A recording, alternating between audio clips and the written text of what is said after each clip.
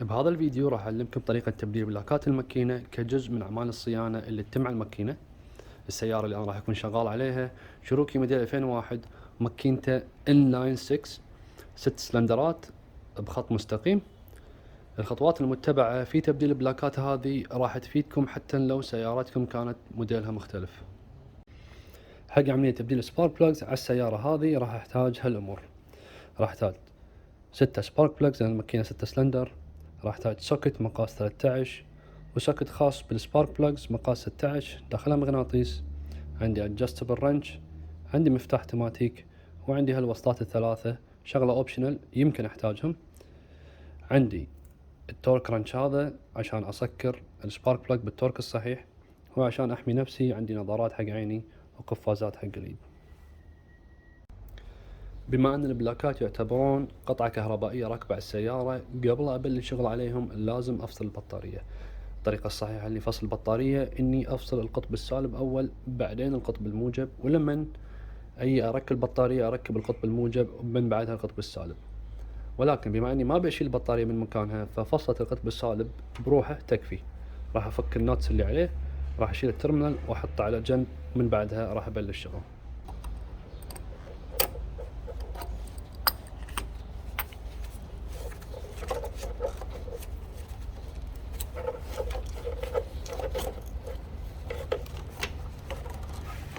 هذا القطب السالب شلناه.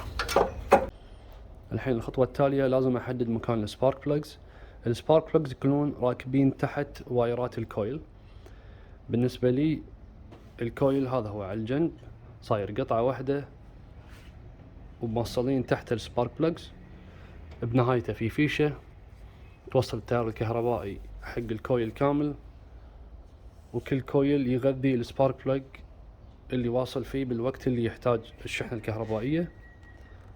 بعد السيارة الحديثة راح تكون في قطعة بلاستيكية تجميلية راكبة على السيارة. هذه القطعة لازم تنشال علشان نحدد مكان الكويلز، ومن بعدها نزيلهم ونشوف تحتهم السبارك بلوجز.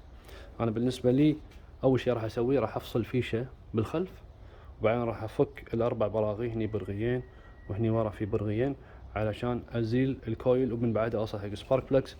طبعا عشان اسوي الشغلة هذه لازم اشيل الامور هذه اللي تكون بطريقي. هذه الفيشة اللي ورا انا فصلتها، فالحين الكويل هذا ما في شيء يمسكه بمكانه غير الاربع براغي. وبما ان كل شيء ساد عليه، هي هوزات فيها مرونة، فانا ما راح افصلها من مكانها. اللي راح اسويه انا راح احرك مكانهم بس، وامرر الكويل من تحتهم مثل ما فكيت براغيه. هني انا عندي هذه الهوزات ينشالون بالصورة هذه من على الهولدر مالهم، وهذول فيهم مرونة تكفي اني اطلع الكويل من تحتهم، كذلك الكيابل هذه. فالحين اللي بسويه اني راح افك براغي الاربعة اللي ماسكين الكويل على الماكينة. الحين راح استخدم مفتاح التماتيك، حطيت عليه الاكستنشن هذا وسوكت مقاس 13 علشان افك الاربع براغي.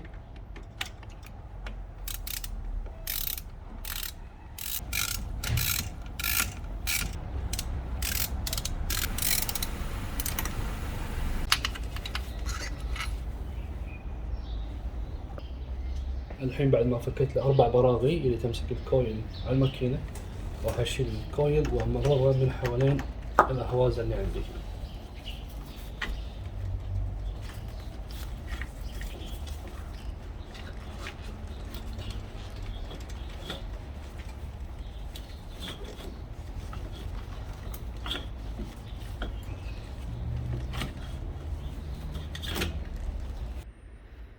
هذا هو الكويل بعد ما شلته. طبعا الاماكن هذه 1 2 3 4 من هني البراغي تعدي وتثبت الكويل على الماكينة، وهذه الوصلات اللي يوصل من خلالها التيار الكهربائي على الست سبارك بلوجز راكبين على الماكينة.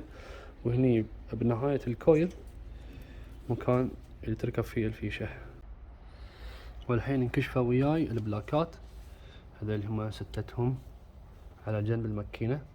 طبعا قبل لا اشيل اي من السبارك بلوجز هذولي، الحين الماكينة تعتبر مسكرة.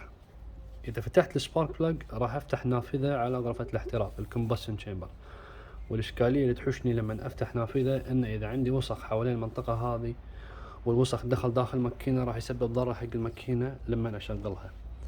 فأنا أنصح بتنظيف المنطقة حوالين السبارك بلج بأكثر قدر ممكن. إذا عندكم كمبرسر هواء بعد تنفخون الوسخ ببروش، تطيحون الوسخ اللي حوالين البلاكات وتنظفونهم، ومن بعدها تمعنين التبديل. ولما تمعنين التبديل أنا أنصح إن نبدل بلاك، نشيل القديم نركب الجديد بعدين نروح حق اللي بعده. ما أشيلهم ستتهم وأركب 6 يدد. إذا شلت ستتهم وركبت 6 يدد مرة واحدة راح أخلي النوافذ هذه مفتوحة فترة زمنية أطول. فأفك واحد أشيله أركب الجديد أشده بالتورك الصحيح بعدين أروح حق البلاك اللي بعده. قاعد أستخدم البروش البلاستيكي هذا المدور، أحركه حوالين السبارك بلاج علشان أطيح أي وسخ عالق، وبعدين أنفخه من قبل لا أفتح السبارك بلاج.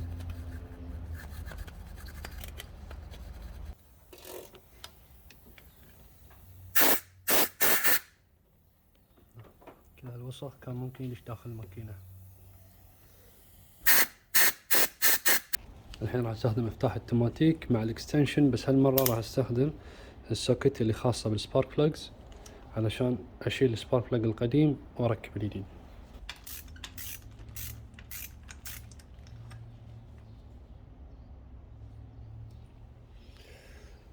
هذا الميزة باستخدام السوكت هذا، المغناطيس مسك السبارك بلاج فلما سحبته ما طاح مني. هذا القديم اللي انشال من السيارة، وهذا الجديد اللي راح يركب على السيارة. هذا السبارك بلاج الجديد اللي راح يركب على الماكينة، ركبته على السوكت ماله والحين بركبه. بس قبل لا اركبه بذكر نقطة، السبارك بلاجات الجديدة الحين تي مغطية بهذه الطبقة الفضية. هذه الطبقة الفضية تغني عن استخدام الانتي سيز كامباوند اللي كان يستخدم حق سهولة ازالة السبارك بلاجز بعد ما ينتهي عمرهم الافتراضي.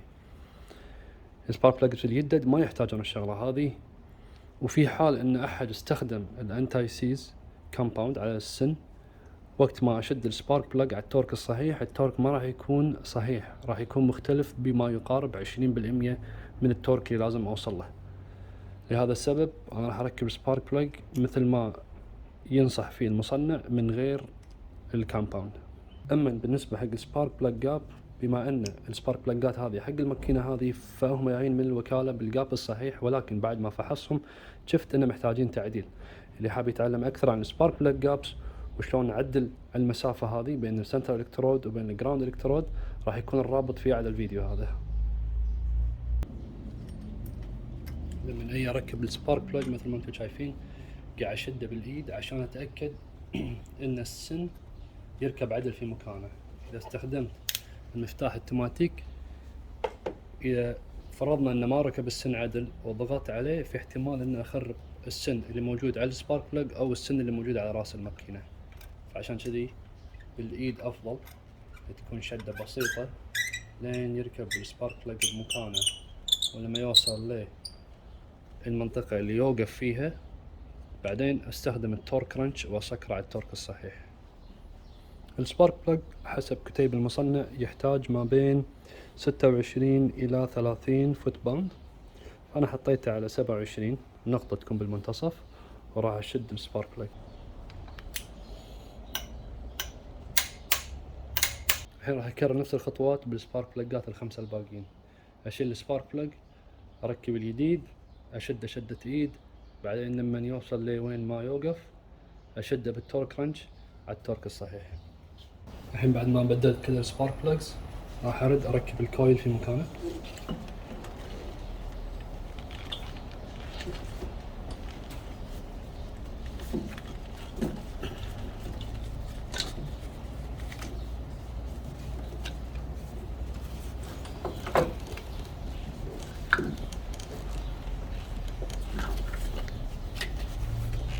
الحين بعد ما ركب الكويل في مكانه راح استخدم براغية الأربعة علشان أشد على الماكينة.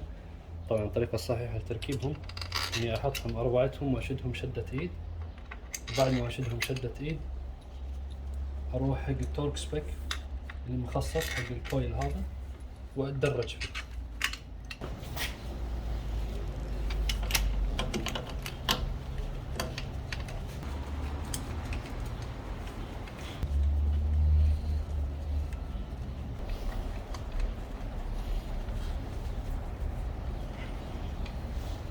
براغي التثبيت الأربع هذه تطلب تورك 21 فوت باوند.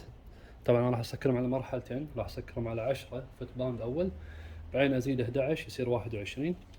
بالطريقة هذه أتأكد أن الكويل يكون راكب بصورة سيدة، ما يكون داش بصورة مايلة.